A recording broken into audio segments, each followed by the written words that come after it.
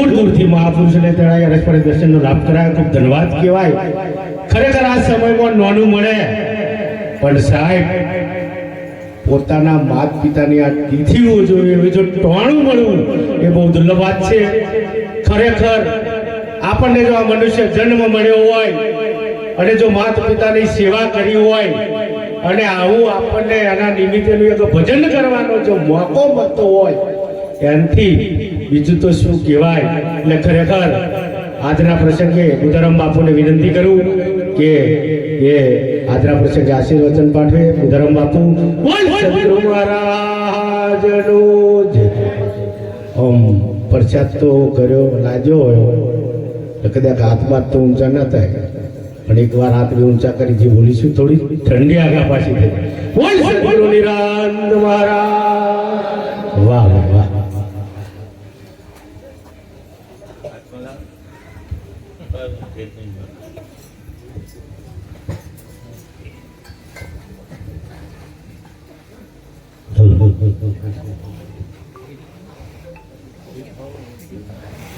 ગુરુ મહારાજનો જય.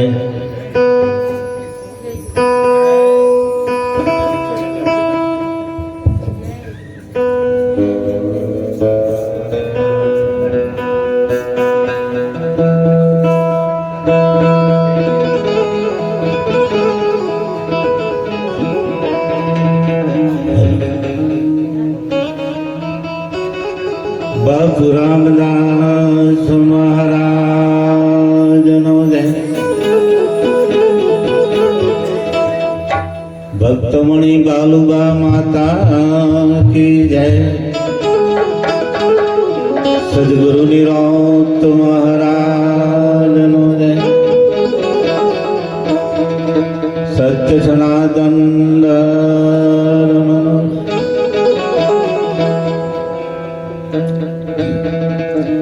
આજનો પાવન અને દિવ્ય પ્રસંગ જેમની યાદમાં આજે આપણે બધા ભેગા થયા છીએ એવા અમારા માતૃશ્રીની 15મી પુણ્યતિથિ આપ સૌના સાથ અને સહકારથી જ્યારે પણ આશ્રમે કોઈ પણ કાર્ય આપણે કરીએ ત્યારે તમે બધા જે સાથ અને સહકાર આપો છો. આવી ઠંડીમાં તમે બધા આ પ્રસંગને દીપાવવા માટે આવ્યા છો. આ સ્ટેજને પણ દીપાવનાર આત્મીય પુરુષો બધાને મારા દાદાથી જય. ગુરુ મહારાજ કદાચ સેવામાં તકલીફ પડી હોય તો ઉદાર દિલે માફ કરજો. બનતી સેવા કરી છે, એકલાને બધી મહેનત કરવાની થાય. સંતો આવા તો તૈયાર, મહેનત કરવા ખૂબ તૈયાર. બાપજી તો તૈયાર જ આપણે જોઈએ અને પાછા ટાઈમે આવતા હોય તો સારું. ફૂલવાળાને તે એકલા વહેલા જતા કે બાપજી કશું કર્યું જ નહોતું તે પછી 10 વાગે આવ્યા. આપણે ફૂલ ચૂંટીને બધું કર્યું. તમે આવો ના ને પણ સમય નહીં આવતા ને એની માથા લીધે. તમારો બધાનો ભાવ એવો છે, બાપુ પ્રત્યેનો અનહદ પ્રેમ છે તમને ને મને બધાને. કારણ કે બાપુએ જે મહેનત કરી છે એ મહેનત તમે અને આપણે બધાએ જાળવી રાખી છે. ભલે આપણને કશું આવડતું નહીં. તારા ઓંગણિયા પૂછીને જે કોઈ આવે આવકારો મીઠો. બસ એક જ વાત, આપણે બીજું કશું આપણે જરૂર છે. જો કદાચ બાપુનું આપણને યાદ હોય જે કંઈક વચન આપેલું એ વચન જ એવું છે કે પોતાનું ઘર, પોતાનો સમાજ, આપણું જીવન જો કદાચ ધર્મના રસ્તે ચડે, સત્યના માર્ગે ચડે તો જે આનંદ આપણે લેવો છે એ આનંદ ક્યારે આપણાથી ઓછો થાય એવો છે અને આપણાથી દૂર જાય એવો પણ નથી. એટલે જીવનમાં જે કંઈક મળ્યું છે, આજે 36 વર્ષ પહેલા તમે બધાએ તમારું ખાલી વિચાર કરી જો કે આપણી પરિસ્થિતિ કેવી હતી. આજે કઈ સ્થિતિ પર આપણે આવીને ઊભા છીએ? કારણ કે 35 વર્ષના છે, એમને તો ખબર નહીં હોય કે બાપુજીએ કેવી મહેનત કરી છે, બાપુજીએ કેવું જીવન જીવ્યા છે, કેવા સમયમાં પ્રસાર કર્યું છે. તાર મોબાઈલ ના મળે, સાધન ના મળે, હેરતા જવાનું, હેરતા આવવાનું. બાનો એક જ નિયમ હોય, કોઈ નીકળ્યું હોય ને, ઓળખે કે ના ઓળખે, આવો ચા પી જવાના જવાનું. પછી મારે કહેવું કે બાબા એ તો કોઈ બીજું કે મારે નહીં જોવાનું, મારા મનમાં જે પડ્યું હતું આવો, પછી એમને આવું હોય તો આવે. આ એક નિખાલસ ભાવ હતો. એમને પૂનમના દિવસે દેહ છોડી દીધો. વિચાર કરો કે કેવી ભક્તિ છે. એમને ભજન નહીં કર્યું, નહીં ગીતામાંથી મહાભારત, કશું નહીં, એક જ સેવા. એને ગમે એ જતો હોય.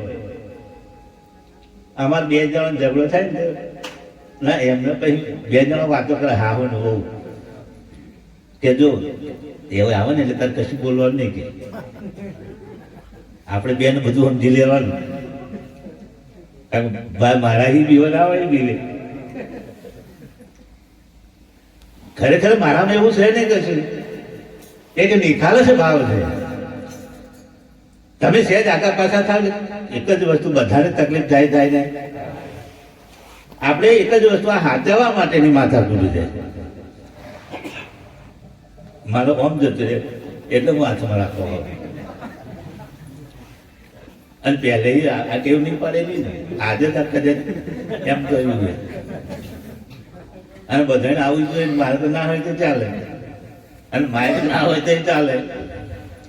આજે તમે બેઠા છો ને, આને સીટ કે ગોદડો કે, હવે અમારે ખાલી વિચારણા થયેલી હતી. આમાં રૂપકરા મંડળ, ખરદાવત મંડળ, ડડુઆથી જીતુભાઈ, અમારા તોરણિયાથી ઈશ્વર મહારાજ, બધા ઈચ્છા થઈ 15-20 લાવવા હતા, 50 લઈ દઈએ. તે 50 લઈ દીધો. આપણે જે લાવવાની જરૂર પડી એમ જે કંઈક મારી કને આવે છે એનો હું સદુપયોગ કરું છું. મેં ક્યારે મારા ખર્ચમાં વાપર્યું? કારણ કે બાપુએ કહ્યું કે પૈસાનું જો આડાવડી થયું તો ચોક્કસ તારે ભોગવવું પડે ને. આજે પોતાના દીકરાને કોઈ 5 રૂપિયા આપતો હોય તો 100 વખત વિચાર કરે. આજે અમે આવીએ એટલે તમે 50 હો, જે કંઈક કરો છો એની પાછળ તમારો ઉદ્દેશ્ય શું છે, તમારું લક્ષ્ય શું છે, તમારો વિચાર શું છે? જો વિચારમાં સહેજ પણ આગુ પાછું થયું તો અહીં તકલીફ આવે ને. એટલે બાપુએ કહેલું કે ભલે જીવન ગમે એ રીતે જાય, બને એટલી સેવા કરવાની. જાણે એમાં તો લપડી પડે. આ બધાને બીક લાગે, શું કરવાનું? સીધું જ થઈ.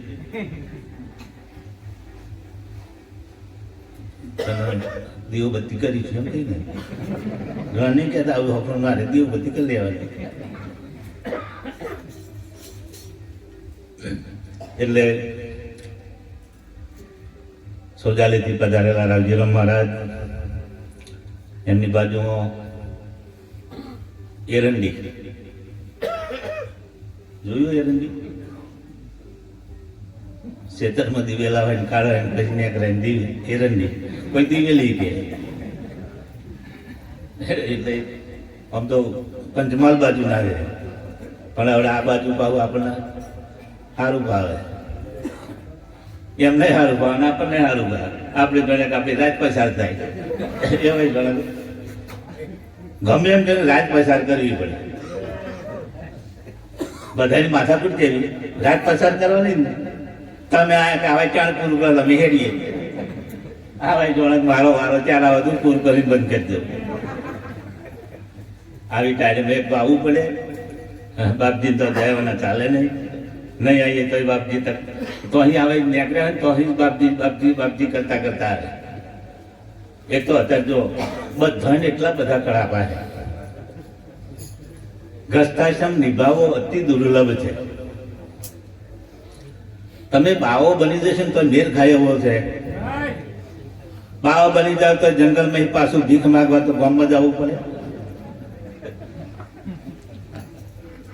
જખમાળા બાવો બનવાનું એના કરતા હોય એમ ભલે ભલે ધ્યાન પૂરું થવું એમ થાય.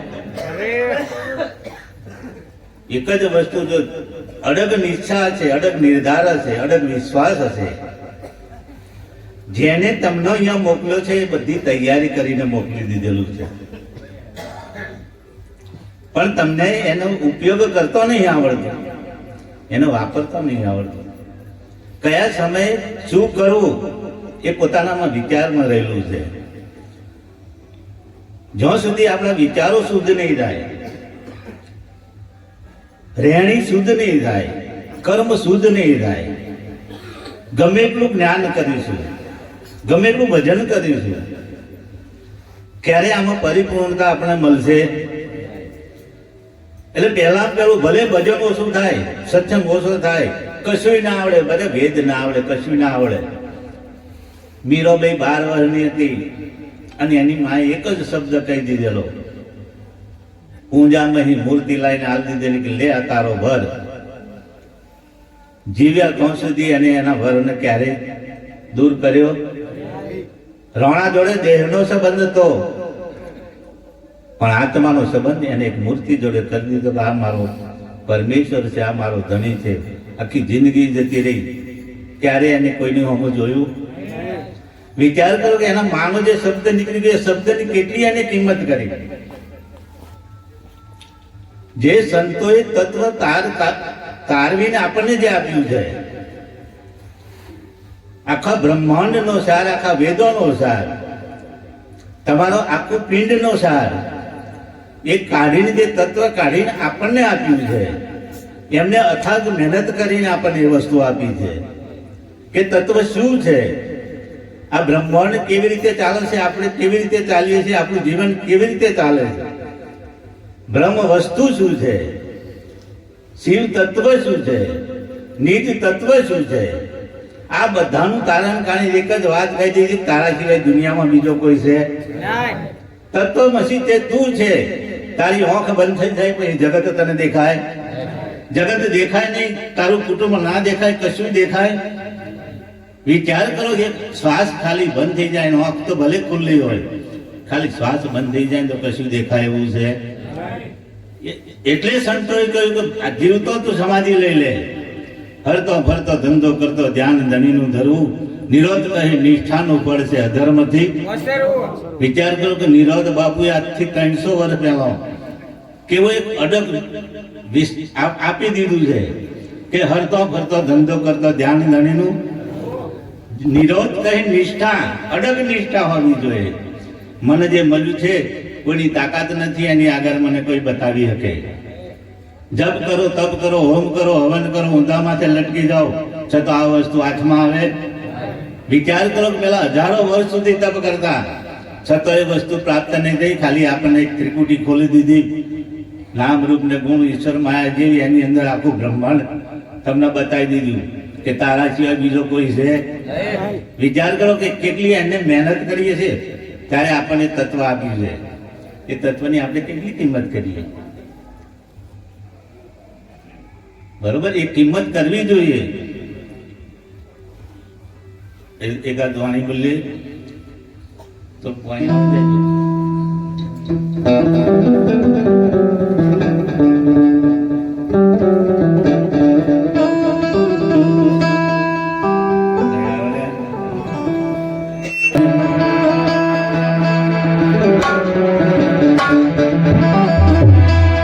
બાપુ રામદાસ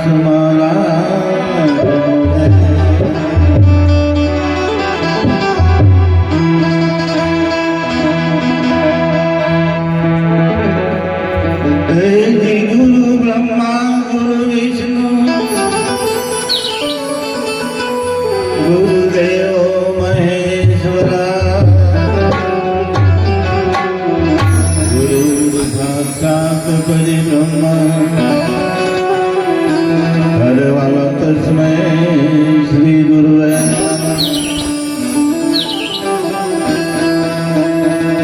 જ્ઞાન મૂલન ગુરુ મોરતે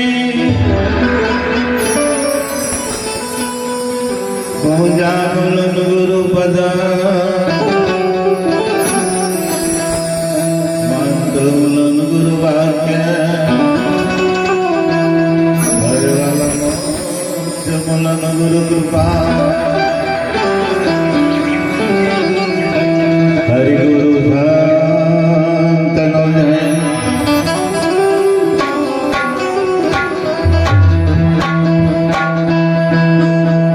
હે ધન્ય ધન્ય ગુરુજી ઘેર આયા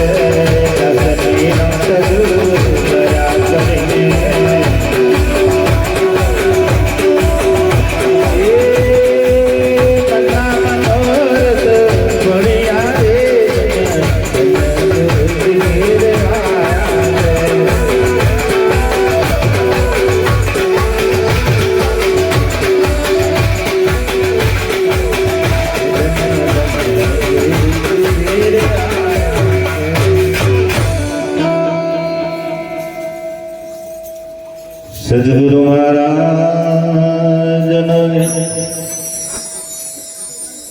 હજુ તો ખાલી શરૂઆત થઈ કારણ કે અહીં ગાડી આપણે કશું બોલાય નહીં પણ નહીં કહેતા કે થોડું ઘણું કેવું પડે અને મને કેવું કે બીજો દસ્ટન ફસ્ટન ઓછું ભાવે બીજા ઘેરી લસીને લાવે ને પછી મોબાઈલ ખોલીને ચાલુ કરી દે. હવે આખી જિંદગી તમે મોબાઈલ કાઢીને કહેશો તો તમારા મોબાઈલમાં એ ક્યારે નીકળે તો હજુ તમારા ડેટા સાફ થયા.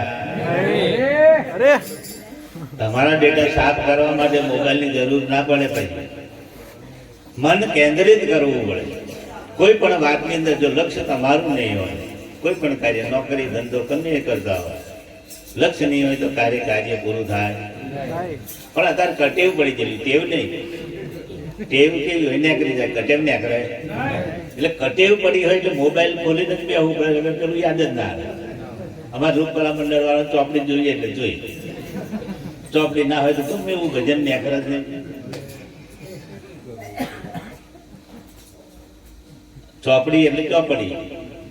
બાપુ એવું કહેતા ચો એનો કશો ભરોસો. ભલે એક ભજન આવે તો એક ભજન. આપણે જો આ ગામમાં આવું કહ્યું તો બીજા ગામમાં આવશે બીજા આવવાના તો એનું એ કરવાનું. અરે આખી જિંદગી એનું એ કરો તો શું, પણ એમાં કશું કાઢવું પડે ના કાઢવું પડે.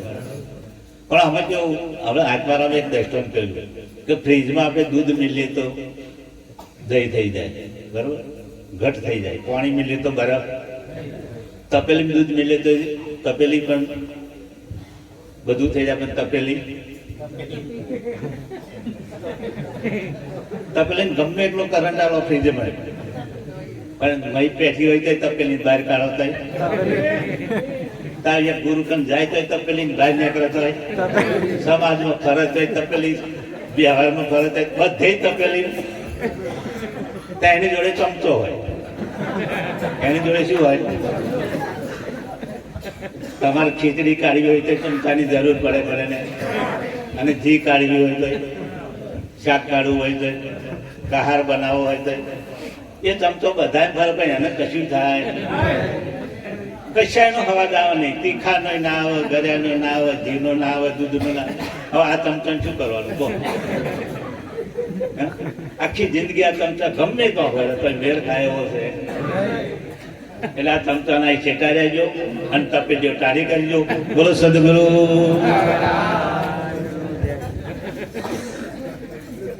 બધા ખૂબ મોજ કરાવી, ખૂબ ધન્યવાદ. અને હવે મારા જીટોડિયા નિવાસી નરભેરામ મહારાજ બધા વિનંતી કરું એ પણ એમની વાડેનો લાભ આપે. નરભેરામ મહારાજ જીટોડિયા.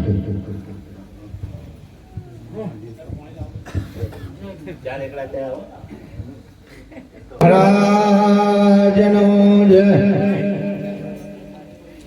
તત્વ ચાર ત્રિલોકમાં ગુરુ ગોવિંદે કરું. આજ મજને અંતમાં હરિગુરુ સંત સ્વરૂપ.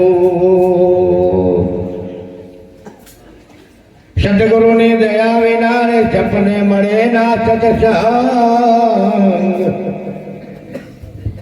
હલો, અમારા ખાનપુઆ મંડળ બાપુને સાલ ઉડાડી સ્વાગત કરવું છે, એટલે રાજીરોને વિનંતી કરું કે સાલ ઉડાડી બાપુનું સ્વાગત કરશે. બોલ સદગુરુ મહારાજનું જય.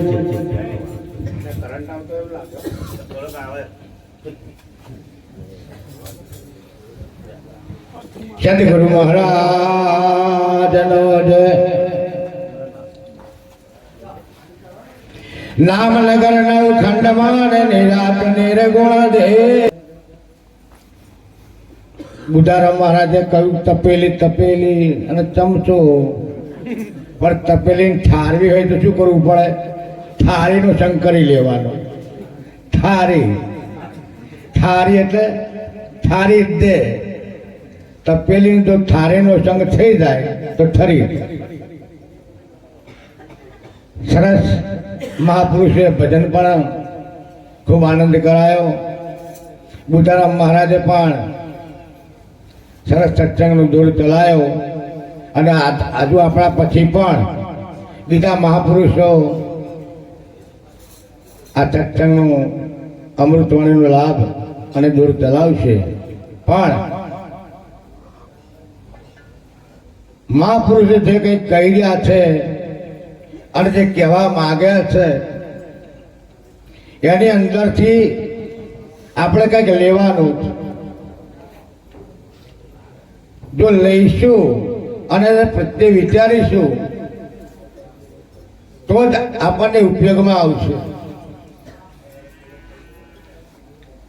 અત્યારે રોજ એટલી બધી કથાઓ થાય છે, સત્સંગ થાય છે, સભાઓ થાય છે. ખૂબ મહાપુરુષો પોકારીને આપણને કંઈક કહી રહ્યા છે. લગ્ન ગીતો વાગતા છે, અમે કંઈક સાંભળવા જો સમજવા જેવું હોય છે. અને આ મોબાઈલના જમાનાની અંદર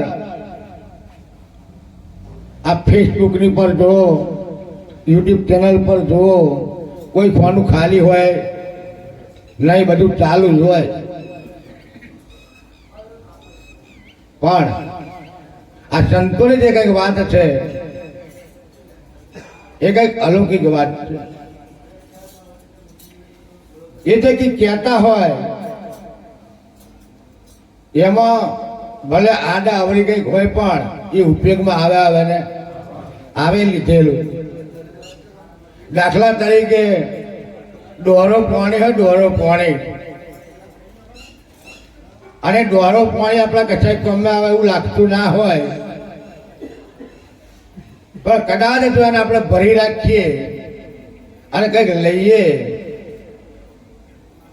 તો આગ લાગીએ ને તો ઓલવાને ગમમાં આવે ને આવે.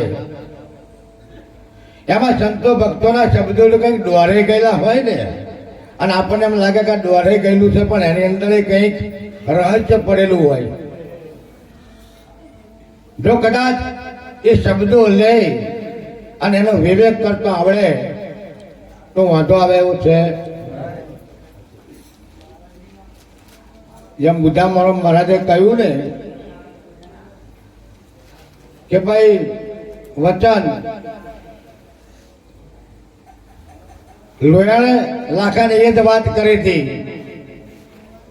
કે લાખા 14 ભુવનમાં એક વચનનો મહિમા બહુ મોટો છે, એનો મુખ્ય કયો જાય એવો છે નહીં.